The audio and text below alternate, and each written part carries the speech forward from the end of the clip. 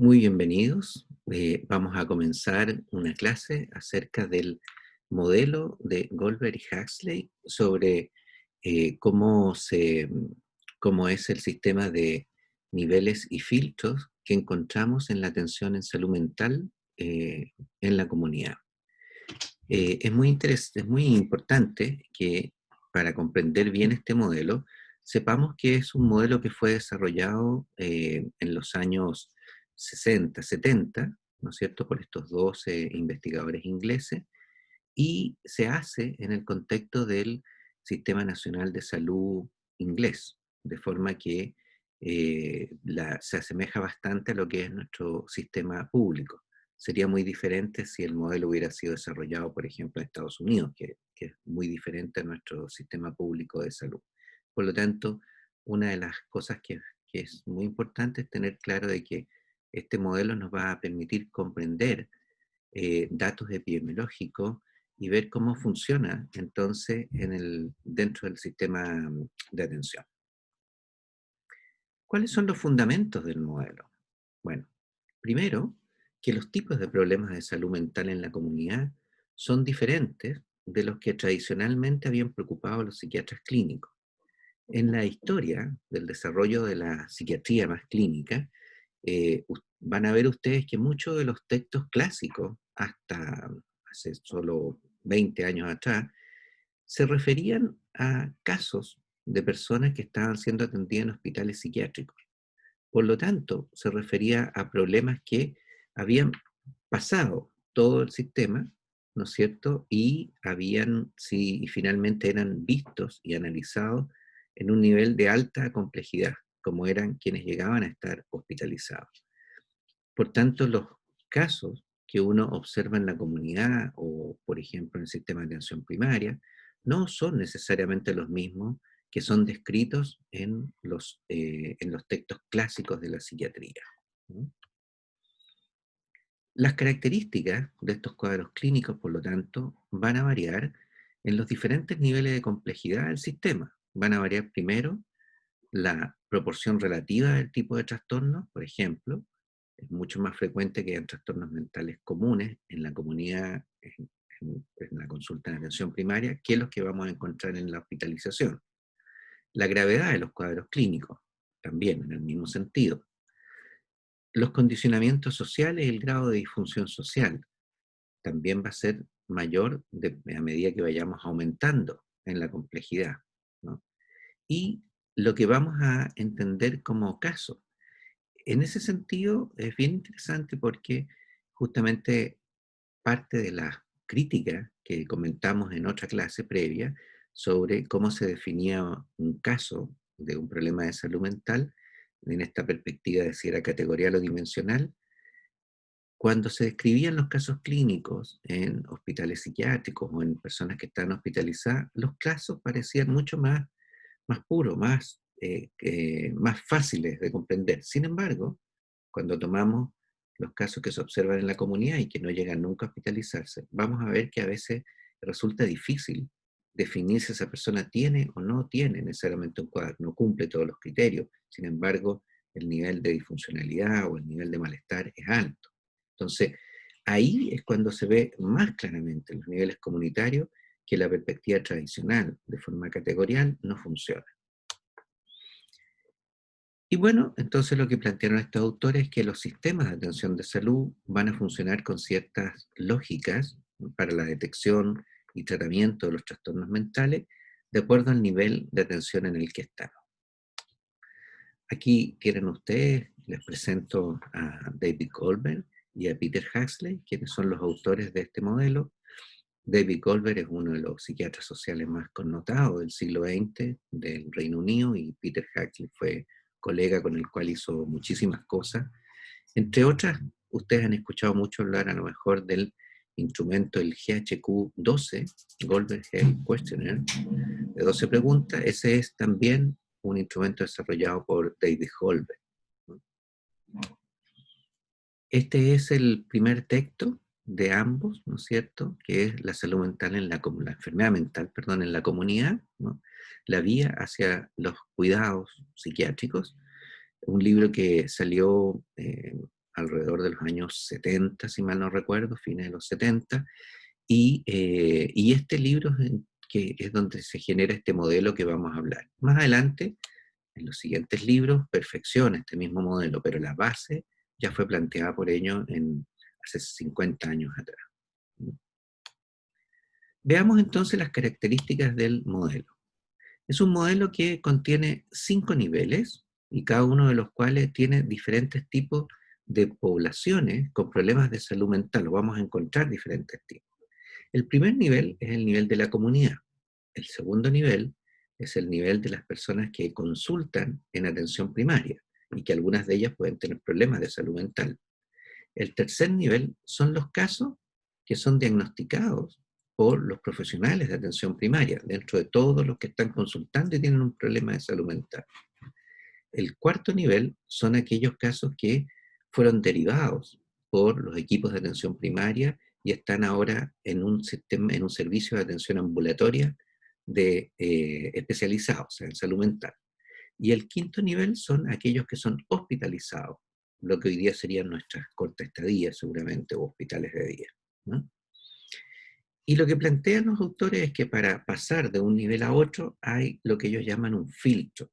Y esto quiere decir que ciertas personas son identificadas o pasan, ¿no es cierto?, al nivel siguiente de complejidad, dependiendo de las características que tienen. O sea, algunos sistemas, por ejemplo, tienen sistemas de filtro, o llamémoslo, de detección, de capacidad resolutiva mayor, y por lo tanto, en gran medida van resolviéndose los problemas en los primeros niveles. En cambio, otros sistemas no lo tienen y a veces incluso se saltan, por ejemplo, todos los niveles y llegan inmediatamente a la hospitalización, ¿no? Son sistemas menos desarrollados, ¿no? No tienen redes de atención necesariamente. Entonces, es interesante porque este modelo nos permite comprender cómo funciona, ¿no es cierto?, un sistema de atención de salud y mirar todos los niveles y lo que uno esperaría que sucediera en cada nivel.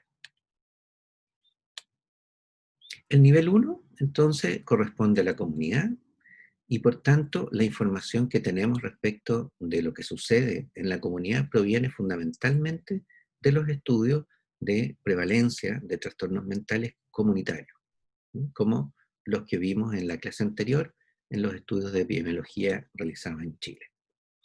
El nivel 2, como señalamos, corresponde a los pacientes que acuden a los médicos o a los centros de atención primaria. Dicen médicos aquí porque en la obra original de Colbrixa y Huxley está pensada para los médicos generales en Inglaterra, que son el primer punto de contacto de las personas cuando tienen un problema. Por eso se refiere a los médicos ellos, pero nosotros vamos a entenderlo como nuestros centros de atención primaria.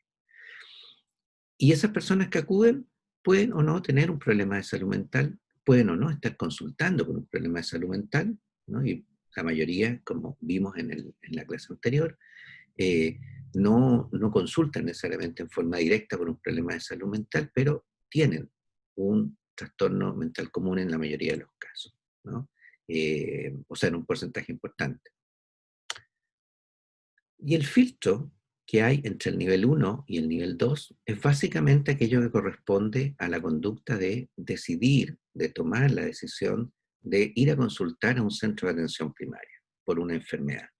Eh, y le insisto, puede que la persona vaya y no necesariamente sea por un problema de salud mental, pero el filtro central está en la persona que consulta, ¿no es cierto?, en la decisión y la conducta de ir a consultar al centro de atención primaria. Podríamos graficarlo de esta manera, ¿no es cierto? Ahí tenemos el nivel 1, la morbilidad en la comunidad, el nivel 2, que es la morbilidad psiquiátrica, o sea, con un problema de salud mental que va a la atención primaria en el conjunto de la morbilidad que está yendo a consultar, y el primer filtro está dado por la conducta que esa comunidad tiene frente a la enfermedad, ¿no? Por ejemplo, cuando identifica que está enfermo, cuando cree que necesita ayuda como para ir a un centro de atención primaria, o bien lo puede resolver, por ejemplo, con medidas, qué sé yo, de medicina natural, o con ayuda a veces de los amigos, o consejos, en fin. Cuando se identifica que es un problema que puede ser resuelto en atención primaria, ahí va a existir esta conducta de ir a buscar esa ayuda. El tercer nivel van a ser los pacientes que, consultando, ¿no es cierto?, en atención primaria, son identificados por los médicos u otros profesionales como una persona con un problema de salud mental. Y esa sería la morbilidad psiquiátrica aparente, o también, como hablábamos en otra clase, sería la morbilidad diagnosticada.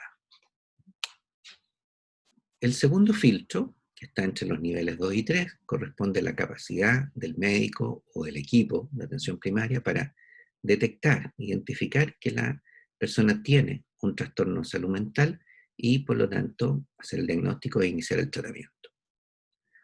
Por lo tanto, aquí el filtro fundamental corresponde a esa capacidad de detección, ¿no? Y esa capacidad puede estar mediada por características de los pacientes, como también por características de los propios médicos. Si seguimos con nuestro gráfico, van a ver ustedes que el nivel 3 entonces es la morbilidad psiquiátrica diagnosticada como tal, y el filtro va a estar dado por la capacidad de detección de este problema. Vamos entonces al nivel 4, ¿no es cierto?, que son los pacientes que fueron derivados de la atención primaria para ser vistos por los equipos especializados, lo que serían, por ejemplo, nuestros COSAM o nuestros servicios de psiquiatría en atención ambulatoria, ¿no? Por lo tanto, el tercer filtro va a ser la conducta de ir a la consulta de nivel especializado. En este sentido, ¿no es cierto?, eh, una parte importante del filtro corresponde a la capacidad resolutiva que tenga el equipo de atención primaria para resolver los problemas de salud mental. Si no los tiene, es cuando va a producirse la derivación. Pero también puede que la persona sea derivada y no necesariamente quiera ir a una consulta de salud mental. También está ese componente. Por lo tanto, todos los filtros como este son filtros que tienen varios factores que determinan que ese filtro se pase o no se pase para pasar al nivel siguiente, ¿no?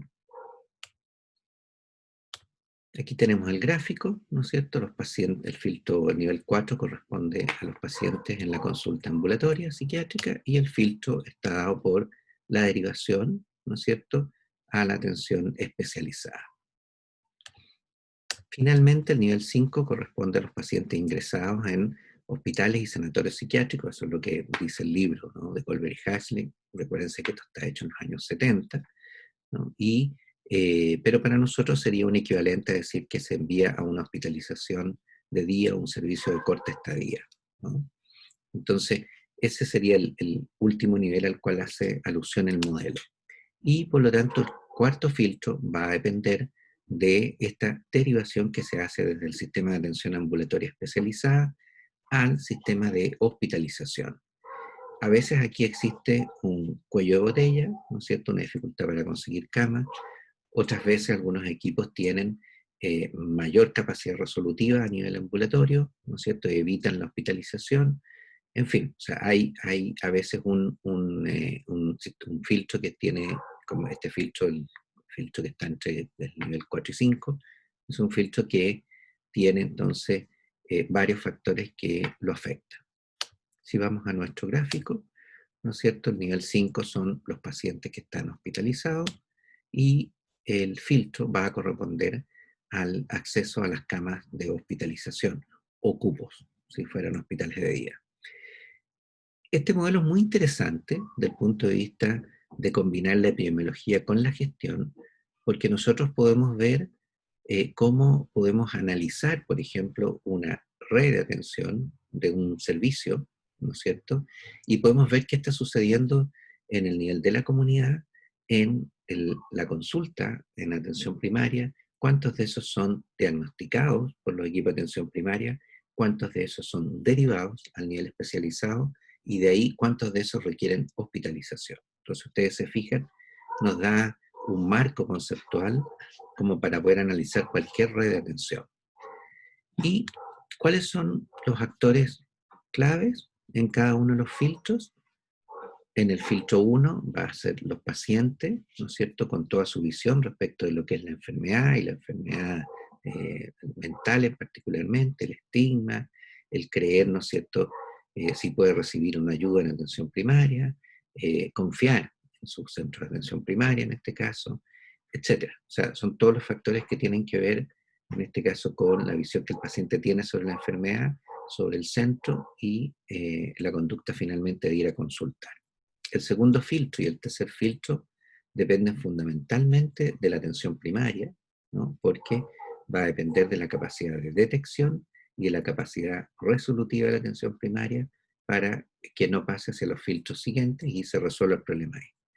Y el cuarto filtro, más bien, depende fundamentalmente de los equipos especializados y su acceso al sistema de hospitalización. Si nosotros miramos esto desde el punto de vista de los datos epidemiológicos, en el Reino Unido, estas son las cifras que encontraron en diferentes estudios que finalmente se resumen en esto. Ellos tienen del orden de 250 personas por cada 1000, o sea, una prevalencia del 25% de problemas de salud mental en el último año en la comunidad. De estas personas, 230, o sea, fíjense casi la totalidad, consultan en algún momento en el año en su médico general, en su GP, ¿ya? O sea, en atención primaria. De los casos que consultan, poco más de la mitad son diagnosticados por esos GPs, o sea, su sistema de atención primaria, ¿no? Y casi el 90% son resueltos, de manera que solo se derivan de estos 140, 17 casos a la atención ambulatoria especializada. Y de estos 17 casos, un tercio, ¿no es cierto?, 6 son hospitalizados. Noten ustedes que esto es muy interesante porque uno puede ver cómo están funcionando los sistemas y cómo se resuelven más o menos cosas, como es la accesibilidad, por ejemplo, en el primer filtro, etc. O sea, es un modelo muy interesante. Si tomamos los datos que tenemos en Chile, ¿no es cierto?, vamos a encontrar que en los estudios de prevalencia poblacional que vimos en la clase anterior, nos dirían que nuestra prevalencia es de 222 casos por 1000 personas, prevalencia último año, en la comunidad. De estos casos, ¿cuántos consultan en la atención primaria? Ese dato no lo tenemos con certeza. Todavía falta explorarlo. De todos, ¿cuántos consultan? Pero sabemos que entre los consultantes de atención primaria, vamos a tomar la cifra de uno de los estudios, que es la que más usamos, poco más del 50% de esos consultantes, que son por cualquier dolencia física o de salud mental, por cualquiera, en su mayoría física, poco más de la mitad tiene un problema de salud mental. Pero de esos casos, ¿no es cierto?, solo se diagnostican entre 5 y el 10%. O sea, tenemos una capacidad de detección mucho menor, por ejemplo, que en Inglaterra. ¿Se fijan? Que allá era cercana al 50%, o sea, mayor al 50%. Y de la capacidad de resolución de esos casos, que sería el filtro 3, ¿no es cierto?, aproximadamente 7 a 15%, pensando en los datos que corresponden a la atención en depresión, lo que fue el programa de depresión antes, el GES de depresión ahora, más o menos entre un 7 y un 15% son derivados a nivel secundario. Por lo tanto, son datos bastante similares a lo que observaríamos en el Reino Unido. En ese sentido, la capacidad resolutiva es bastante parecida. Y no tenemos muchos datos certeros como para las fases siguientes. Pero ustedes pueden ver que podemos, de esta manera, ver cómo está funcionando. Si miramos bien las cifras nuestras, vamos a ver que uno de los principales escollos que tenemos es el filtro 2, la capacidad de detección de los casos en atención primaria, ¿no? Parece que muchos casos en realidad no son diagnosticados y por lo tanto no reciben tratamiento. Bueno, con esto estamos terminando la clase y podemos entonces concluir que este modelo, el modelo de niveles y filtros de Goldberg y Huxley, es un buen marco teórico y conceptual para el análisis del funcionamiento de un sistema público, como es el caso de Chile. No olviden que esto es muy importante porque uno podría aplicarlo a cualquier sistema, pero a veces hay sistemas como podría ser el de Estados Unidos, por ejemplo, o el de nuestros hermanos argentinos, que es muy diferente. Entonces, en realidad es muy difícil aplicar el modelo. Esto funciona bien en sistemas públicos que son jerarquizados con niveles de cobertura y complejidad, como el caso nuestro de Chile. Muy bien, muchas gracias.